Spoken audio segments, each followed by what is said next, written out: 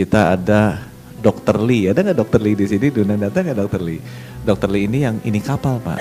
Jadi beliau dokter spesialis bedah ya kalau nggak salah ya. Udah nggak butuh uang kayaknya. Jadi uangnya dia pakai buat beli kapal. Terus dia datang tuh ke pulau-pulau terpencil, merawat orang-orang di sana. Dia cari uangnya sendiri gitu kan, minta sumbangan sana sini gitu kan, untuk bisa membantu masyarakat di daerah terpencil.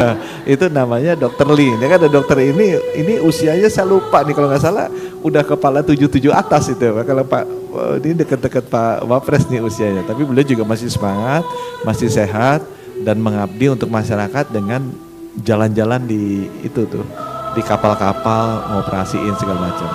Coba Dok, bisa kesini nggak Dok? Coba mau perkenalkan diri depan Pak Wapres, kalian cerita sedikit ngapain aja. Nah, agak di depan sini Dok, biar semuanya bisa lihat, agak di depan maju. Ah, ini dekat-dekat Bapak usia nih Pak. Ini masih kalau tapi beliau bilangnya segini, enggak, saya mau hidup sehat supaya 2045 saya masih bisa hidup dan menyaksikan. Nah, itu bisa diajak Pak Wapres juga, Dokter. Silakan Dok. Selamat siang Pak Wapres dan Pak Menteri Kesehatan. Izinkan saya memperkenalkan diri. Nama saya Lee Darmawan. Saya awalnya seorang ahli bedah jantung yang switch ke bedah umum agar saya bisa berlayar kemana-mana di seluruh NKRI untuk memberikan bantuan kepada mereka yang membutuhkan uluran tangan kita, khususnya di bidang medis.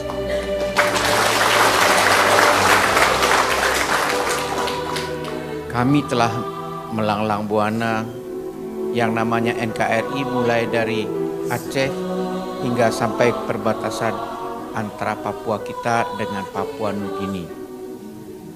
Dan ada diskusi sekarang untuk membantu kami mendapatkan bantuan BPJS agar apa yang kami sangat butuhkan, yaitu dalam bentuk rupiahnya untuk membeli alat peralatan dan obat-obatan agar ini bisa direalisir. Tapi kendala yang kami hadapi itu adalah masih banyak saudara-saudara kita yang belum punya BPJS dan kami tidak pedulikan itu. Bagaimana kita menanyakan kepada saudara-saudara kita di pulau-pulau yang kecil itu, mana kartu BPJS Anda? Kalau mereka belum punya alamat, rumahnya di atas perahu, bagaimana mereka punya KTP? Tanpa KTP, mereka tidak bisa dapat BPJS. Demikian juga dengan saudara-saudara kita di Papua.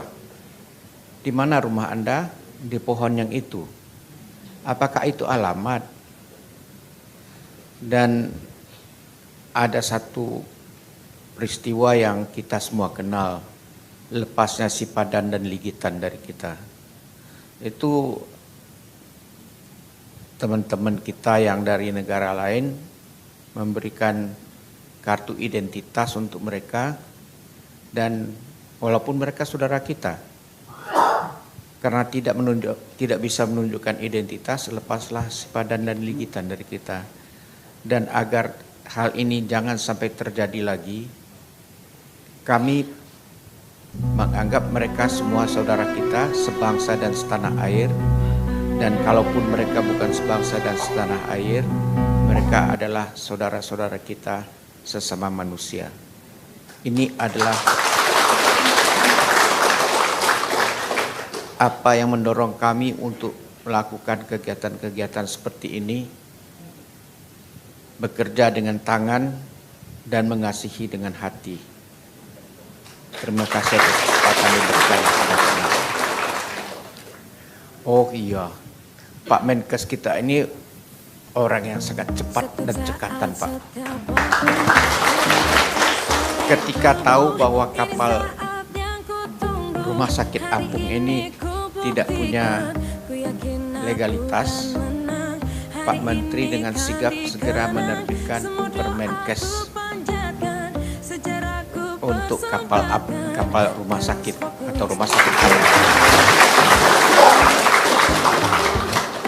Alangkah baiknya Pak, kalau Permenkes ini bisa ditingkatkan menjadi undang-undang tentang rumah sakit kapal, karena kita membutuhkan rumah sakit kapal Pak, terutama saudara-saudara kita di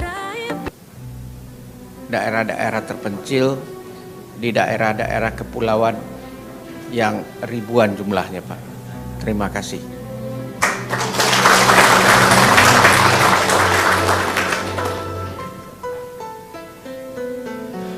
Silakan, mungkin Pak Wapres ada pesan-pesan Pak Wapres. Silakan Dokter Lee. Ya, saya kira yang rumah sakit apung ya, rumah sakit kapal itu. Kalau legalitasnya sebenarnya di undang-undangnya sudah ada ya, Pak. Yang baru udah masuk Pak. Ya, yang baru. Saya minta nanti Pak Menkes supaya ada legalitasnya, kemudian juga diberi BPJS. Untuk di Papua itu memang kita sedang melakukan percepatan pembangunan di Papua. Ya. Ada program namanya Papua Sehat, Papua Pintar, Papua Sejahtera. Jadi ada semacam program percepatan itu termasuk juga masalah kesehatan, karena memang banyak tertinggal ya. Hanya memang ada kendala di daerah-daerah yang belum aman.